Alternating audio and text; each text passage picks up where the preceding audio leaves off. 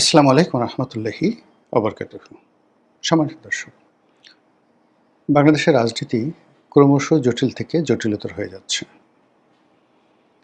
রাজনীতির কোনো হিসাব মেলানো যাচ্ছে না। আর যেটাকে পলিটিক্যাল ম্যাথমেটিক্স বলে, রাজনীতির অঙ্ক।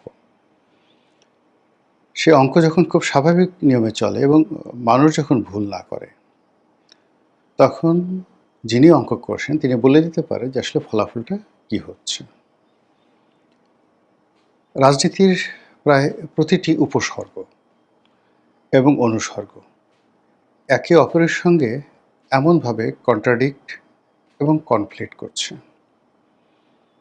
মাথার সঙ্গে লেজের, লেজের সঙ্গে মাথার ক্রমশ সংঘর্ষ হচ্ছে।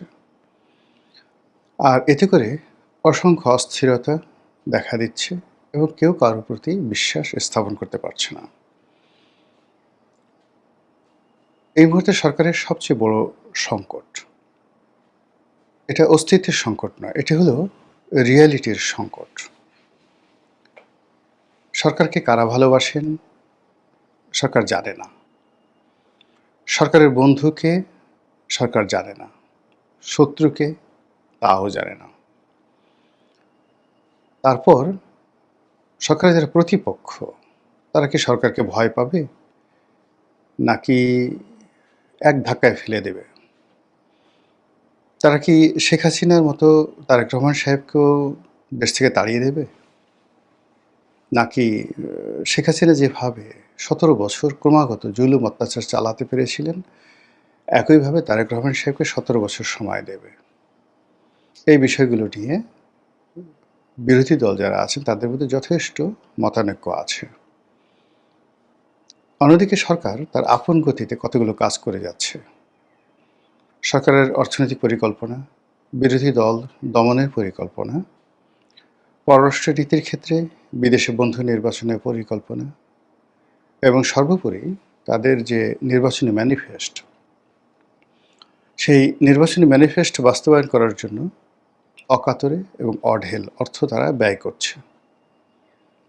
আর এই যে তাদের নির্বাচনী ম্যানিফেস্টো, এগুলো বাস্তবায়ন করতে গিয়ে সরকারের ভিতরে পক্ষ বিপক্ষ, অন্তর্দ্বন্দ্ব, মারামারি, কাটাকাটি, হানাহানি যা কিছু হচ্ছে তা রীতিমতো শাসক মহলের যারা শীর্ষ পর্যায়ে রয়েছেন সবাইকে মারাত্মক আতঙ্কের মধ্যে ফেলে দিয়েছে। আপনি ধরুন রাউজানে যে নির্মম হত্যাকাণ্ডটি হলো, যারা এর দ্বারা ক্ষতিগ্রস্ত হয়েছেন তারা সবাই বলার চেষ্টা করেছেন যে এইরকম হত্যাকাণ্ড, এরকম নির্মমতা এবং নিষ্ঠুরতা শেখ হাসিনার জমানাতে 17 বছরে হয়নি। তারা আরও বলার চেষ্টা করেছেন যে এই কাজ শেখ হাসিনা সাহস পায়নি। ঠিক একই কাজ এই জমানাতে ঘটে যাচ্ছে দলীয় নেতাকর্মীদের বিরুদ্ধে। তো এই অবস্থাতে আপা মানে সাবেক প্রধানমন্ত্রী, তিনি আসছেন, তিনি আসবেন, তিনি আসার জন্য ব্যস্ততা দেখাচ্ছেন। তার নেতাকর্মীদের মধ্যে হৈ হুল্লোড় শুরু হয়ে যাচ্ছে। দেশের বিভিন্ন জায়গাতে মিছিল হচ্ছে, মিটিং হচ্ছে এবং অব্যাহতভাবে এটি বাড়তে থাকবে বলে আওয়ামী লীগের পক্ষ থেকে বলা হচ্ছে।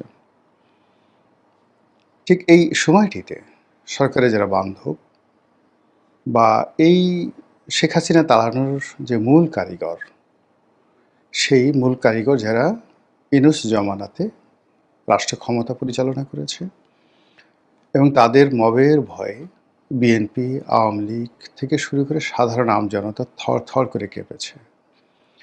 সেই লোকগুলো এখন উল্টো মবের শিকার হচ্ছে। কখনো আওয়ামী লীগের গুপ্ত বাহিনী তাদেরকে আক্রমণ করছে, তাদেরকে মারধর করে তাদের মুখ থেকে আজে বাজে শব্দ বের করছে, গালাগাল বের করছে সরকার সম্পর্কে, জুলাই আগস্ট বিপ্লব সম্পর্কে, জামাত সম্পর্কে, এনসিপির সম্পর্কে। আর বঙ্গবন্ধুকে তারা বাবা ডাকায় ছাড়ছে, আব্বা ডাকিয়ে ছাড়ছে, আওয়ামী লীগ শেখ হাসিনাকে মা ডাকিয়ে ছাড়ছে। তো এই যে ভিডিওগুলো বা এই কর্মকাণ্ডগুলো সারা দেশে নানাভাবে নানা রকম যাকে বলা হয় রসায়ন তৈরি করছে। অনেকের মনে আতঙ্ক দেখা দিয়েছে অনেকের মনে প্রচণ্ড ভয় দেখা দিয়েছে যে এভাবে যদি চলে তাহলে আমাদের শেষ পরিণতি কী? কীভাবে আমরা টিকে থাকব? এই যখন সরকারের অবস্থা, ঠিক সেই সময়টাতে দেশের প্রধান দুটো রাজনৈতিক দল, এখন তো আওয়ামী লীগ রাজনীতির ময়দানে না থাকার কারণে সরকারের বন্ধু বলেন, শত্রু বলেন, সরকারের বেদনা বলেন, আশা বলেন, আকাঙ্ক্ষা বলেন, সবই এনসিপি আর সবই জামাত। তো এখন সেই জামাত এবং এনসিপি যদি সরকারের সঙ্গে মিশে যায় একেবারে গোল আলুর মতো বা আলু ভর্তার মতো, তাহলে সরকারে কি হবে? আবার এই এনসিপি এবং সরকার, জামাত, এই দুটো দল যদি রাজপথ গরম করে তাহলে কি হবে? প্রথমটি হলো যে সরকারে যারা আছেন তারা কোনো অবস্থাতেই এখনো পর্যন্ত এনসিপি নামক দলটিকে, এর নেতা নেত্রীদেরকে, অথবা জামাত ইসলামী নামক দলটিকে, নেতা নেত্রীদেরকে সত্যিকার অর্থে একটি ইফেক্টিভ বিরোধী দল, শক্তিশালী বিরোধী দল এটা মনেই করে না। কাজে তারা যত হুঙ্কার দিচ্ছে, হুমকি দিচ্ছে, ধামকি দিচ্ছে, এটাকে সরকার বুড়ো আঙুল দেখাচ্ছে। আবার অন্যদিকে যদি সরকার এদেরকে কাছে ডেকে নেয়, ঐক্যমত্যে সরকার করে, এদের মুখ বন্ধ করার জন্য তাদেরকে বড় বড় পদ দেয়, পদবি দেয়, এবং সেই সাবেক জমানার বিএনপি জামাত জোট সরকার অথবা একটি জাতীয় সরকার এরকম কোনো কিছু একটা শুরু করে, সেক্ষেত্রে কী হলো, দেশে এবং দেশের বাইরে নতুন করে আবার চালু হবে যে এটা আমি এবং মামুদের সরকার। এক্ষেত্রেও সরকার আসলে কোনো সিদ্ধান্ত নিতে পারছে না। ফলে সরকারের সঙ্গে এনসিপির বা বিএনপির সঙ্গে এনসিপির, বিএনপির সঙ্গে জামাতের যে পর্দার আড়ালে যে সকল কথাবার্তা হয়েছিল ইউনূস জামানাতে, সেই কথাগুলোর একটিরও বাস্তবায়ন ঘটতে দেখা যাচ্ছে না। আর এই কারণে এনসিপি এবং জামাত ক্রমশ তাদের ধৈর্য হারিয়ে ফেলেছে। তারা অনেক ক্ষেত্রে কূটনীতির আশ্রয় নিচ্ছে, অনেক ক্ষেত্রে নিজেদের যে ক্ষোভ সেটাকে তারা উগড়ে দিচ্ছে, অনেক ক্ষেত্রে তাদের সাথে যদি কারো সম্পর্ক থাকে এরকম আওয়ামী লীগের যারা নেতাকর্মী আছে তাদেরকে নানা রকম পিন্স, ডুইট, এগিয়ে যাও, আমরা আছি। এটা যে হচ্ছে না এটা কিন্তু বলা যাচ্ছে না। এদিকে আওয়ামী লীগ এবং বিএনপি আগামীতে যে রাজনীতি, সেই রাজনীতিতে দুটো দল যদি মুখোমুখি হয় আর এনসিপি আর জামাত যদি মাঠে না নামে, যদি পেছন দিক থেকে তালি মারে, তাহলে কি হবে? এখানে একটা বিষয় বলে রাখা দরকার যে গত দুটো বছরে, বিশেষ করে ইউনূস জামানাতে, এনসিপির যারা নেতৃবৃন্দ, সমন্বয়ক যারা আছেন তারা যে ক্ষমতা দেখিয়েছেন, দাপট দেখিয়েছেন, এটি মূলত সরকারের ডিজায়ার অনুযায়ী ইউনূস সাহেব চেয়েছিলেন। আর ইউনূস সাহেবের সেই ডিজায়ারকে পরিপূর্ণতা দেওয়ার জন্য ডিসি, এসপি, টিওনো থেকে শুরু করে সকল রাষ্ট্রের প্রশাসন যন্ত্র পুরোটাই এই সমন্বয়কদের সঙ্গে, এনসিপির সঙ্গে, জামাতের সঙ্গে তারা খেলেছে। ফলে তাদের সবারই নবস একেবারে ক্ষমতায় আমরা চলে গেছি, আমরাই দেশের মালিক, আমরাই হর্তাকর্তা, আমাদের কথায় সব কিছু হবে, আমরা থানা পুড়িয়ে দিয়েছি, আমরা ক্যান্টনমেন্ট উড়িয়ে দিতে পারি, আমরা শেখ হাসিনাকে তাড়াতে পেরেছি, তোমাকে তাড়াতে আমাদের 2 মিনিট সময় লাগবে, টিনের সেলের কাউয়া, ফজলু আমার অমুক। এই সকল গালিগালাজ, এই সকল মব, এই সকল জিনিস করতে করতে তাদেররা এমন একটা জায়গাতে চলে গিয়েছিল, ফলে এই নতুন পরিবেশ এবং পরিস্থিতিতে সরকার যে প্রশাসন যন্ত্র, সরকারি কাজকর্ম থেকে শুরু করে বিচার সালিশ যা কিছু আছে সব কিছু তাদের যে নিজের আওতায় নিয়ে নিয়েছে, এতে করে জামাত এবং এনসিপির মন ভেঙে গিয়েছে। তারা হয়তো এমন কিছু করার চেষ্টা করছে যে চেষ্টার ফলে সরকার নিজেদেরকে মনে করছে অসহায়। তারা হয়তো এমন কিছু করার চেষ্টা করছে যেটি সরকারের বিরক্তি তৈরি করেছে। তারা হয়তো এমন কিছু করার চেষ্টা করেছে যেগুলো সরকারকে মনে করছে যে এদেরকে এখনই আসলে থামানো দরকার।